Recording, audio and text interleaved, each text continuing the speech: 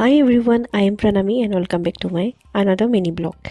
এয়া ওলাইছোঁ আজি কলিয়াবৰলৈ বুলি য'ত মোৰ লগৰ এজনী থাকে। কিয় গৈ আছোঁ সেয়া কেপশ্যনটো চাই গম পাইছে নিশ্চয়। এয়া এতিয়া আহি পালোহি জুবিন ক্ষেত্ৰ। তাৰপিছতে গৈ তাইক লগ পালোঁ। এয়া হ'ল পম্পী। তাইক লগ পাই আমি তাহেঁতৰ ঘৰৰ একেবাৰে ওচৰতে পালোঁগৈ আৰু তাৰপিছতে এতিয়া ইয়াত একাপ চাহ খাই ল'লোঁ। একচুৱেলি বহুত দূৰৰ পৰা মানে মই আহি আছোঁ, মোৰ একো খোৱাও হোৱা নাছিলে, সেইকাৰণে একাপ চাহ খাই এতিয়া ইহঁতৰ ঘৰ পালোঁহি ফাইনেলি। আৰু এইফালে এয়া হ'ল আমাৰ হ'বলগীয়া কইনা, যাৰ এংগেজমেণ্ট আছে কাইলৈ।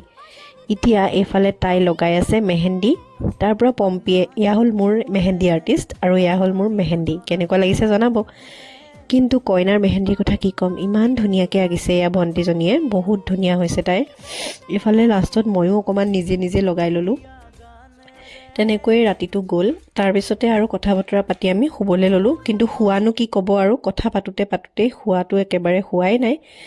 কিন্তু ফাইনেলি এতিয়া তাইকো সেয়া মেহেন্দি লগোৱাৰ কাৰণে শুবলৈ এয়া ঠিক কৰি